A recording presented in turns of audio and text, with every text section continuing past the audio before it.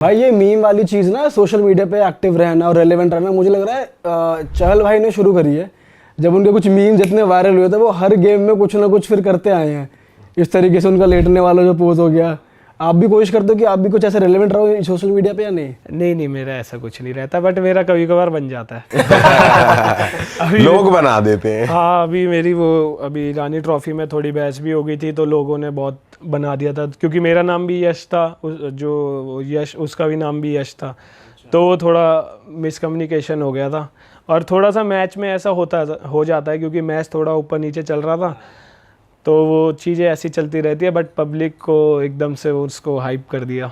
भाई यश भाई, आप वैसे किसको फॉलो करते हो? मतलब किसको अपना आइडल मानते हो? किसकी टेक्निक्स, किसका गेम को अपने गेम में उतारने की कोशिश करते हो कि मैं इनकी तरह खेलूं? कौन है वो प्लेयर? मैं भैया मोस्टली विराट भैया को देखता हूँ, क्योंकि वो जैसे खेलते हैं और जैसे वो एग्रेसिव रहते हैं, but at the same time मेरे लिए सारे प्लेयर्स इम्पॉर्टेंट है, क्योंकि जो 11 और 15 है इंडिया के लिए, वो कुछ ना कुछ उनमें ऐसी बात होती है कि वो अलग होते हैं सबसे। तो मैं यही सीखना चाहता हूँ उनसे, कि मैं उनसे कुछ ना कुछ सीखता रहूँ जो मेरे गेम में इम्प्रूव हो और मैं बस उसको अप्लाई कर सकूँ। आप विराट भाई से मिले भी हो? हाँ जी। तो वो कैसा रहा था एक्सपीरियंस? क्योंकि भाई अपने आइडल से मिलना पहली बार वो स्पेशल ही होता है हमेशा। हाँ, मतलब अब जैसे हम ड्रेसिंग रूम में बैठे हुए थे तो एकदम से भैया ने ऐसे दरवाज़ा खोला और हम सारे खड़े हो गए टीम मेंबर्स, तो वो भी हंसते हुए, क्या हो गया भाई, बैठ जाओ सारे। तो हम सारे थोड़ा सा वो एक्साइटेड भी थे, थोड़ा नर्वस भी थे, क्योंकि भैया आ रहे हैं, मतलब सब अपना अपना सब दिखाएं कि भाई हम सब ऐसे हैं। बट लेकिन जैसे भैया आए और जैसे टीम का माहौल हुआ हमारा, तो हम वो मैच भी आउटराइट जीते थे जब भैया आए थे। और जो पब्लिक का क्रेज़ था वो अलग ही था, सुबह 5 बजे से पब्लिक वहाँ पे खड़ी हुई थी। बट ऑन पिच आपको लगा डिफरेंस कि भाई एक ऑरा फील हो रहा था कि आज कुछ अलग एक प्लेयर हमारे बीच है? मतलब होता है ना कि एज अ पर्सनैलिटी तो वो चलो फॉलोअर्स हैं, ग्लैमर है, इतना कुछ वो प्रूव कर चुके हैं, बट जब आप उनके साथ बैठते हो तो भी एक अलग एनर्जी फील होती है। वो फील हुई आपको? हाँ, मतलब उनके साथ बैठना, अपने यहीं के दिल्ली के हैं एक तो भैया, और वेस्ट दिल्ली के हैं, मैं भी वेस्ट दिल्ली का हूँ, तो वैसी बातें होती, भैया से बात हुई थी। और मतलब उनके साथ रहने में एक अलग पॉजिटिव, एक कॉन्फिडेंस आता है। मतलब आप जैसे सीनियर प्लेयर्स के साथ रहते हो, वहाँ पे आप खेलो तो एक प्लेयर में कॉन्फिडेंस आता है। एक उनके साथ रह के ये नहीं लग रहा था कि हम एक विराट भैया के साथ, विराट कोहली के साथ हैं, हम ऐसे लग रहा था कि हमारे साथ ही है विराट भैया, हमारे साथ का भाई है, दिल्ली का लौंडा है जो अपने दिल्ली के हिसाब से हमको ज्ञान दे रहा है, लेसन्स दे रहा है, टीचिंग्स दे रहा है अपनी। वैसे विराट भाई की हमने ये देखा, अब तो वो ऑल टुगेदर एक अलग पर्सनालिटी बन चुके हैं। जो उनकी पहले की रील्स कुछ आती है सोशल मीडिया पे, वो वेस्ट दिल्ली वाली फील दिखती है उनकी उसमें। भाई कोई ऐसी एक टीचिंग या लेसन जो आपने विराट भाई से सीखा हो, आपको हमेशा याद रहेगा, मैं वो जानना चाहता हूँ। मेरे का ये उनसे मिलने के बाद उन्होंने आपको कुछ बताया, कुछ ऐसी बातें जो आपको हमेशा याद रहेंगी?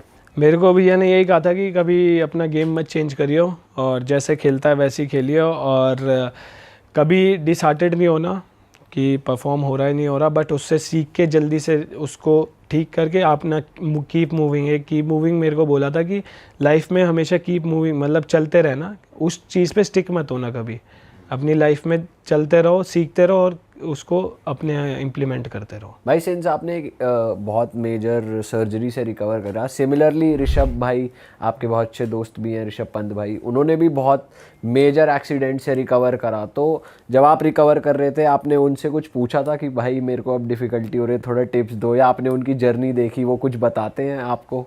भैया की, मैं जब भैया की सर्जरी के बाद जब मैं मिला था तो उस टाइम रिहैब पे ही चल रहे थे भैया, बट उनसे मिल के एक ऐसा लग रहा था कि इतने कॉन्फिडेंट है कि मैं अब, मतलब जितना डॉक्टर कह रहा है उससे पहले ही रिकवर हो जाऊंगा। और वो चीज़ देख के, उनके साथ रह के, और वो चीज़ एक मतलब देख के ही पता चल रही थी कि भाई भैया अलग ही लेवल कर रहे हैं और यहाँ से रिकवरी करके कुछ अलग ही करेंगे अब।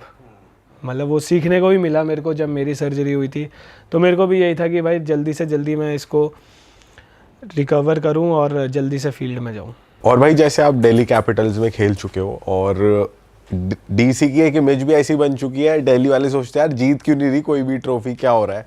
तो आप जब ड्रेसिंग रूम में होते हो या आप प्लेयर्स आपस में बात करते हैं तो क्या डिस्कशन होती है, क्या सोचते हैं भाई कि भाई क्या हो रहा है, कि टीम को और कैसे बेटर परफॉर्म कर पाए टीम या जीत पाए, कैसा क्या माहौल रहता है? थोड़ा हारने के बाद थोड़ा माहौल तो थोड़ा वैसा रहता है, बट उधर से हम कमबैक भी करा था हमने उस टाइम पे, 4 में से 4 मैच जीते थे हम, बट उस टाइम थोड़ा सा माहौल ऐसा चल रहा था कि मतलब थोड़ा सा लक ही नहीं चल रहा था हमारा, क्योंकि हम क्लोज मैच हार रहे थे बहुत। तो ये नहीं है, उसमें हम सीख रहे थे day by day, but end of the day ये गेम ही है, कोई जीतेगा कोई हारेगा, तो ऐसा, बट हम उससे लर्निंग ले रहे थे और अपना की आगे बढ़ रहे थे। भाई हमने ये चीज़ देखी है, विराट भाई ने ये चीज़ गेम चेंज करी है कि प्लेयर्स अब बहुत ज़्यादा फिटनेस फ्रीक हो गए और डिसिप्लिन्ड हो गए, एथलेटिक हो गए। बहुत सारे लोग इस तरफ चल पड़े उनसे इंस्पायर होके। तो अब जो यंगस्टर्स हैं उनका लाइफस्टाइल भी आप लोग भी कुछ मेंटेन करते हो, डाइट्स या फिर कंसल्टेशंस रहती हैं, या फिर किस हिसाब से ट्रेनिंग में चेंजेस आ गए हैं? हाँ मतलब करना तो पड़ता है, क्योंकि सुबह आपको अपना रूटीन बनाना पड़ता है कि आप सुबह उठ के जा रहे हो, अपना रनिंग ट्रेनिंग सेशन हो गया, उसके बाद आपने बैटिंग का प्लान कर रखा है, बैटिंग के बाद आपने रेस्ट करा, उसके बाद आप फिर शाम को प्रैक्टिस करने जा रहे हो। तो ये ऑफ सीज़न में होता है, अपने आप को प्लान करना होता है, क्योंकि हमारा सीज़न बहुत लंबा होता है हमारा, तो उसके लिए हमें जो ऑफ सीज़न होता है उसमें प्रिपेयर करना पड़ता है अपने आप को। और मे बी मेंटली मेरे को ज़्यादा लगता है कि मेरे को मेंटली ज़्यादा प्रिपेयर करना पड़ता है अपने आप को। बट जब आप यंग थे, जब आप खेल रहे थे, जब आप सेलेक्ट नहीं हुए थे अभी इंडिया लेवल के लिए, बट आप खेल रहे थे, तो आपने मतलब वही एक एज होती है कि या तो लड़के बिगड़ने लगते हैं, सिगरेट दारू का इन्फ्लुएंस आने लगता है, 18 के हो गए, पार्टीज से इंट्रोड्यूस होते हो आप, लड़कियों से इंट्रोड्यूस होते हो, वो डिस्ट्रैक्शन की एज होती है। तो उस टाइम मैं चाहता हूँ आप यंगस्टर्स को थोड़ा गाइड करो कि अगर कोई सीरियसली क्रिकेट खेलना चाह रहा है तो ये सब चीज़ों से को आप कंट्रोल कर सकते हो, नहीं कंट्रोल कर सकते हो, लेना है तो लिमिट में ले सकते हो, क्या रेकमेंड करोगे आप कि भाई कैसा अपना डिसिप्लिन होना चाहिए?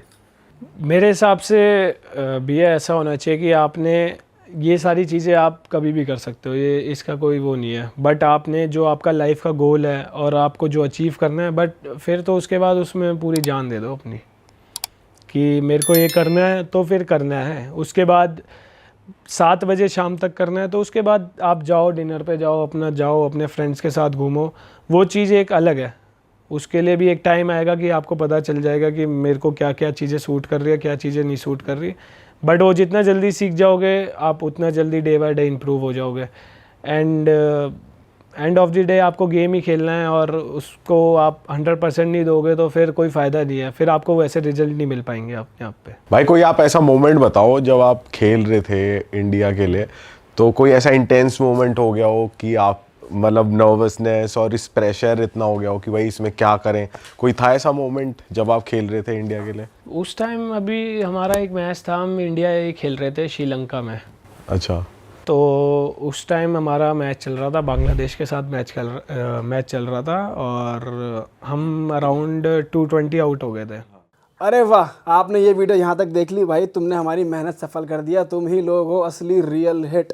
और अगर आपको बहुत मज़ा आ रहा है ऐसी क्लिप्स में, ऐसी वीडियोस में, तो फटाफट जाइए प्लेलिस्ट पे बिंज वॉच कीजिए, सारी वीडियोस देख डालो और मौज काटो। दैट इज इट, हम मिलेंगे नए पॉडकास्ट में, नए क्लिप में। Till then bye bye, see you, take care, do subscribe.